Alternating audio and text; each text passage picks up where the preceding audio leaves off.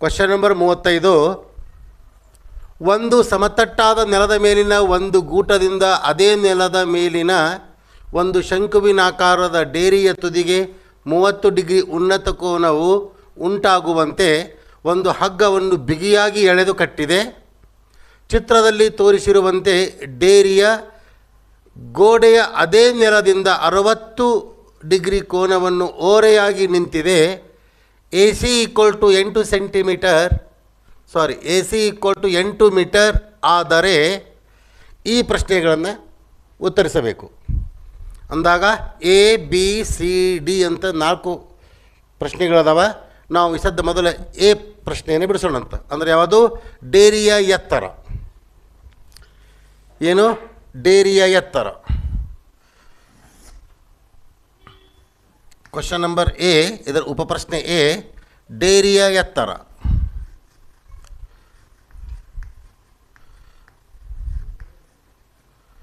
ಎತ್ತರ, ಡೇರಿಯ ಎತ್ತರ ಅಂದರೆ ಏನು? AB ಅಂದರೆ ಯಾವುದು? ಡೇರಿ ಅಂದರೆ ಗೊತ್ತದ ನಿಮಗೆ? ಹಿಂಗೆ ಗೋಪುರ ಆಕಾರ ಹಾಕಿರ್ತಾರಲ್ಲ, ಶಂಕುವಿನ ಆಕಾರದ ಡೇರಿ ಹಾಕಿರ್ತಾರೆ. ಆ ಡೇರಿ ಹೊಳೆಯಬಾರ್ದು ಅಂಥೇಳಿ ಹಗ್ಗವನ್ನು ಕಟ್ಟ್ಯಾರಷ್ಟೇ. ಕ್ವಶನ್ ಓದಿನಿ, ಕ್ವಶನ್ ಅರ್ಥ ಆಗಿರ್ಬೋದು. ಡೇರಿಯ ಎತ್ತರ ಅಂದರೆ ಏನು? AB. ಇದು AB. ಯಾವ ಎತ್ತರ? ಸುಮ್ಮನೆ ಎತ್ತರ ಅಂದರೆ ಲಂಬ ಎತ್ತರ ಅಂತ ತಿಳ್ಕೊಬೇಕು. ಓರೆ ಎತ್ತರ ಅಂತ ಹೇಳಬೇಕಾಗಿತ್ತು ಅಂದರೆ ಓರೆ ಎತ್ತರ ಅಂತ ಹೇಳ್ತಾರವ್ರು. ಸುಮ್ಮನೆ ಎತ್ತರ ಅಂತ ಬರೋದ. ಎತ್ತರ ಅಂದರೆ AB. ಕ್ಲಿಯರ್ಲಿ ಕೊಟ್ಟಾರವರು. ಲಂಬ ಎತ್ತರ ಅಂತ ಅನ್ನೋದು ಬೇಕಾಗೇ ಇಲ್ಲ. ಯಾಕೆ? ಇಲ್ಲಿ AB ಅಂತ ಬರೆದು ಬಿಟ್ಟಾರ ಮತ್ತು ಇಲ್ಲಿ ಲಂಬನ ಹಾಕ್ಯಾರ. ಲಂಬ ಎತ್ತರ ಅಂತ ನಾವು ತಿಳ್ಕೊಬೋದು. ಹೌದಾ? ನೋಡಿ, ಡೇರಿ ಎತ್ತರವನ್ನು ಕಂಡುಹಿಡಿಬೇಕಾಗ್ಯದ. ಇದು ಅವರ ಲಂಬ ಅದ, ಇಲ್ಲರೆ 60 ಡಿಗ್ರಿ ಅದ. ಇದು ಓರೆ ಎತ್ತರವನ್ನು ಅವರು ಕೊಟ್ಟಾರ 8 ಮೀಟರ್ ಅಂತ ಹೇಳಿ. ನಾವು ಲಂಬ ಎತ್ತರವನ್ನು ನಾವು ಕಂಡುಹಿಡಿಬೋದು ಅಂದಾಗ ಯಾವ ಆಧಾರದ ಮೇಲೆ ಕಂಡುಹಿಡಿಬೋದು? ಇಲ್ಲಿ ಒಂದು ತ್ರಿಭುಜ ಆಯಿತು. ಯಾವುದು? ABC ಅನ್ನೋ ತ್ರಿಭುಜ ಆಯಿತು. ತ್ರಿಭುಜ ABCಯಲ್ಲಿ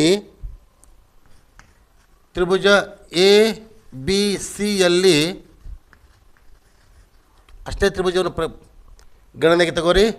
ABC ಇದೊಂದು ತ್ರಿಭುಜ, ಅದು ಲಂಬಕೋನ ತ್ರಿಭುಜನೇ ಅದ. ಲಂಬಕೋನ ತ್ರಿಭುಜ ಇಲ್ಲ ಅಂದರೆ ಮತ್ತೆ ಬೇರೆ ಆಗ್ತಿತ್ತು. ಇದು ಲಂಬಕೋನ ತ್ರಿಭುಜ ಅದ, ಅದು ಏನು ಸಮಸ್ಯೆ ಇಲ್ಲ ನಮಗೆ.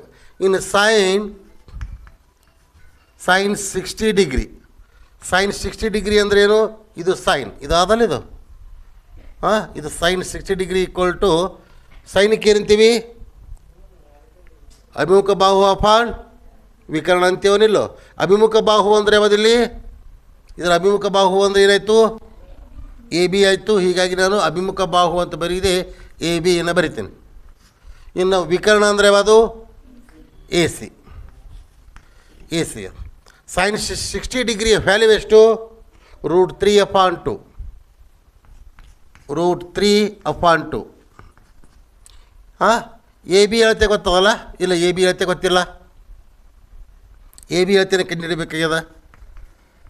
AB/AC ಅಳತೆ ಗೊತ್ತದ ನಮಗೆ 8 ಮೀಟರ್ ಅಂತ. ಅದಕ್ಕೆ 8 ಅಂತ ಬರಿತೀನಿ ನಾನು.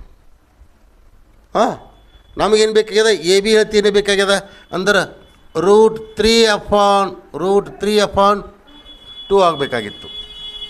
2 × 8 = AB ಆಯಿತು. ಇದು ಭಾಗಾಕಾರ, ಈ ಕಡೆ ಬರುವಾಗ ಗುಣಾಕಾರ ಆಯಿತು. ಅಂದ್ರೆ 2 ಒಂದಲೇ 2 4 ಹಿಂದಿನ ಇಲ್ಲಿಕ್ಕಂದ್ರೆ 1 ಇರ್ತದ. 4 ಒಂದಲೇ 4 √3ಗೆ √3 = AB ಆಯಿತು. ದೇರ್ಫೋರ್ AB = ಎಷ್ಟಾಯಿತು? 4√3.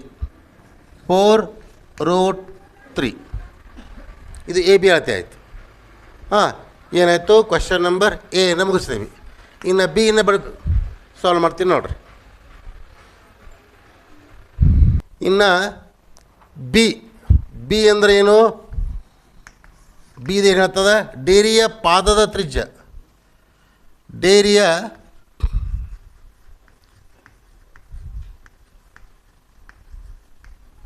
ಪಾದದ ತ್ರಿಜ್ಯಕ್ಕೆ ಏನಂತೀವಿ? BC ಅಂದರೆ ಎಷ್ಟು? ಇಷ್ಟು ಅಳತೆ. ಇದು ಡೇರಿ ಅದ. ಡೇರಿ ಅನ್ನೋದು ವೃತ್ತಾಕಾರದಲ್ಲಿ ಹಾಕಿರ್ತಾರೆ. ಡೇರಿಯನ್ನು ಹಾಕ್ಯದ ವೃತ್ತಾಕಾರ ಅಂತ ಅನ್ನಿಸ್ತದಲ್ಲ. ಇದು ಬಿ ಸಿ ಅಳತೆ ಎಷ್ಟು ಅಂತ ಕೇಳ್ತಾರೆ. ಎಷ್ಟು ಕೇಳ್ತಾರೆ? ಬಿ ಸಿ ಅಳತೆ ಎಷ್ಟು ಅಂತ ಕೇಳ್ತಾರೆ. ಅಂದಾಗ ಇದು ಶಂಕು ಅದಲ್ಲ, ಹಾಂ, ಶಂಕುವಿನ ತ್ರಿಜ್ಯ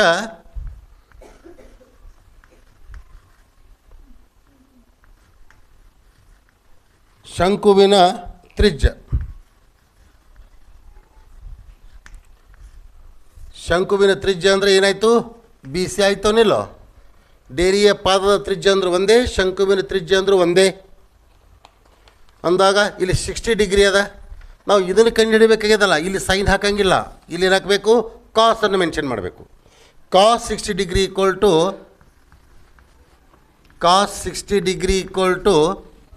ಕಾಸ್ ಅಂದರೆ ಏನು? ಕಾಸ್ ಅಂದರೆ ಏನು? ಪಾರ್ಶ್ವಭಾವ ಅಪಾನ್ ವಿಕರ್ಣ. ಇದು ವಿಕರ್ಣ ಅಂತ ಕೊಟ್ಟಾರ, ಇದು ಪಾರ್ಶ್ವಭಾವ ಕಂಡುಹಿಡಬೇಕಾಗಿದೆ. ಪಾರ್ಶ್ವಭಾವಕ್ಕೆ ನಾವು ಏನಂತೀವಿ ಇಲ್ಲಿ? B C. ವಿಕರ್ಣ ಅಂದ್ರೆ ಎ ಸಿ. ಕಾಸ್ 60 ಅಂದರೆ ಎಷ್ಟು?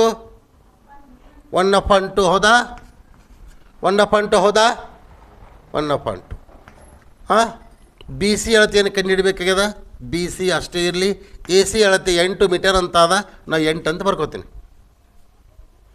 ಹೌದಾ? ಏನೈತಿ ಇಲ್ಲಿ?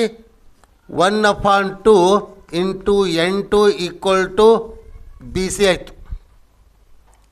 ಹಾಂ, 4 ಒಂದಲೇ, ಸಾರಿ 2 ಒಂದಲೇ, 2 4ಲೇ, 4 ಒಂದಲೇ, ಎಷ್ಟಾಯಿತು?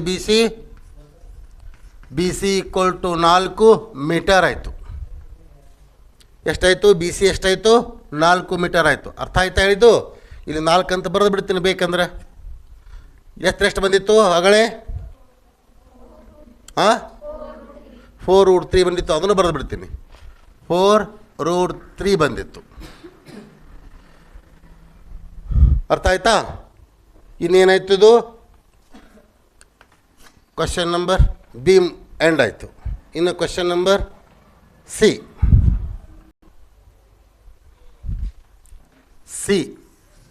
ಏನು ಹೇಳ್ತದೆ? ಇದು ಡೇರಿಯ ಏನು? ಹಗ್ಗದ ಉದ್ದ.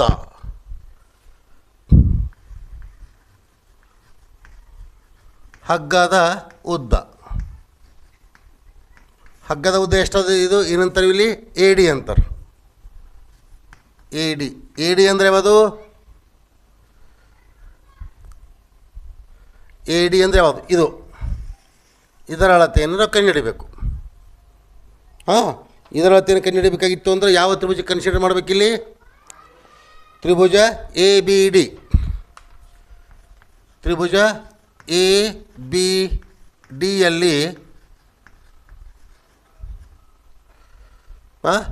ಎ ಬಿ ಡಿ ಇದರಲ್ಲಿ ತ್ರಿಭುಜದಲ್ಲಿ ಎಲ್ಲಿ sine 30 equal to sine 30 degree equal to sine ಅಂದರೆ ಏನು? ಅಭಿಮುಖ ಬಾಹು ಅಪಾನ್ ವಿಕರ್ಣ. ಅಂದರೆ ಸೈನ್ 30 ಅಂದರೆ ಈ ಕೋನ ಆಯಿತು. ಅಭಿಮುಖ ಬಾಹು ಅಂದರೆ ಯಾವುದಿಲ್ಲಿ? ಇದು. ಹಾಂ, ಎ ಬಿ. ವಿಕರ್ಣ ಅಂದರೆ ಯಾವುದು? A D. ಸೈನ್ 30 ವ್ಯಾಲ್ಯೂ ಎಷ್ಟು? 1/2 ಈಕ್ವಲ್ ಟು ಎ ಬಿ ಅಳತೆ ಗೊತ್ತಾದ ನಮಗೆ. ಆಗಲೇ ಕಂಡು ಹಿಡಿದೀವಲ್ಲ. ಎ ಬಿ ಅಳತೆ ಎಷ್ಟು?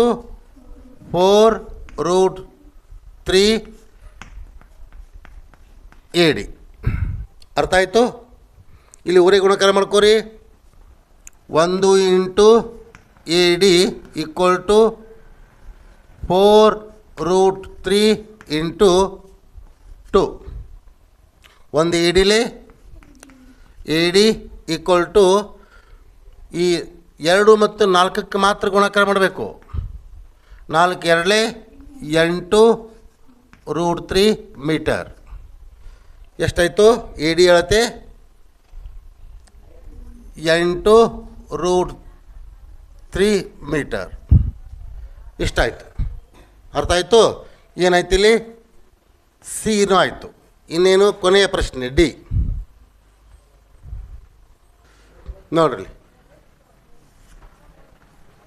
ಡಿನ ಬಿಡಿಸೋಣ ಅಂತ. ಏನಂತಾರೆ? ಗೋಡೆಯಿಂದ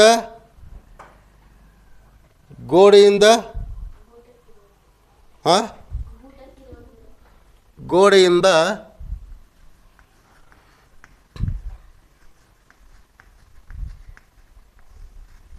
ಗೋಡೆಯಿಂದ ಗೂಟಕ್ಕೆ ಇರುವ ದೂರ.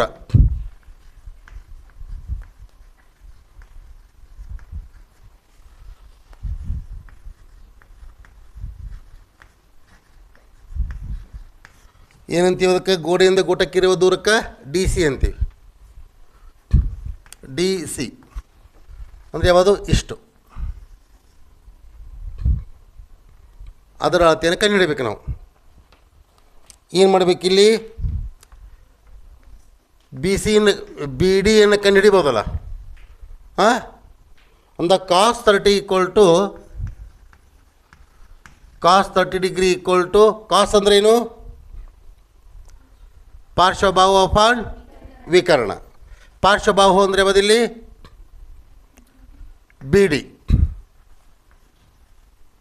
ಬಿ ಡಿ ಅಪಾನ್ ವಿಕರ್ಣ ಅಂದರೆ ಯಾವುದು? A D. ಹೌದಾ? ಆಗ್ತದನಿಲ್ಲೋ? ಹಾಂ. ಕಾಸ್ 30 ಅಂದರೆ ಎಷ್ಟು? √3 upon 2 equal to B D ಅಳತೆ ಎಷ್ಟದ? ಗೊತ್ತಿಲ್ಲ. ಬಿ ಡಿ ಅಳತೆ ಗೊತ್ತಿಲ್ಲ. ಎ ಡಿ ಅಳತೆ ಗೊತ್ತದಲ್ಲ? 8√3 ಒರೆ ಗುಣಾಕಾರ ಮಾಡಿಕೊಂಡಾಗ √3 ಇಂಟು 8√3 ಈಕ್ವಲ್ ಟು ಇಷ್ಟೇ ಸಾಕಲ್ಲ. ಹಾಂ, ಅಪಾನ್ 2 ಇಲ್ಲೇ ಇದ್ಬಿಡಲಿ. ಬಿ ಡಿ ಆಯ್ತಲ್ಲ. ಹಾಂ, ಏನಾಯ್ತು ಇಲ್ಲಿ? √3 ಇಂಟು √3 √9 ಏನು ಉಳಿತು ಇಲ್ಲಿ? ಇಂಟು 8 ಉಳಿತು. ಅಪಾನ್ 2 ಈಕ್ವಲ್ ಟು ಏನದಿಲ್ಲಿ? B D. ಅದು √9 ವರ್ಗಮೂಲ ಎಷ್ಟು? 3. 3 into 8 upon 2 equal to B D. 2 1 2 4 ಅಂದ್ರೆ 4 3 12 ಈಕ್ವಲ್ ಟು ಬಿ ಡಿ ಆಯಿತು. ಬಿ ಡಿ ಎಷ್ಟಾಯಿತು? 12 ಆಯಿತು. ಹೌದಲ್ಲ? ಬಿ ಡಿ ಈಕ್ವಲ್ ಟು 12 ಆಯಿತು. ಎಷ್ಟಾಯ್ತಿದು? B D equal to B D ಇಲ್ಲಿಂದ ಇಲ್ಲಿಗೆ 12 ಆಯಿತು. ಹೌದಲ್ಲ? ಸಿ ಡಿ ಅಂದರೆ ಎಷ್ಟು ಕಂಡುಹಿಡಿಬೋದಲ್ಲ? ಹಾಂ, ಈಸಿ ಮೆಥಡ್ ಅದ. ಸಿ ಡಿಯನ್ನು ಕಂಡುಹಿಡಿಬೇಕಾಗಿತ್ತು ಅಂದ್ರೆ C D equal to B D minus B C. B D ಎಷ್ಟು ಬಂದದ? 12. ಬಿ ಸಿ ಎಷ್ಟದ? 4 ಈಕ್ವಲ್ ಟು 12ರಲ್ಲಿ 4 ಹೋದ್ರೆ 8. Therefore C D equal to 8 meter ಅಂತ ಹೇಳ್ಬೋದು. That's all.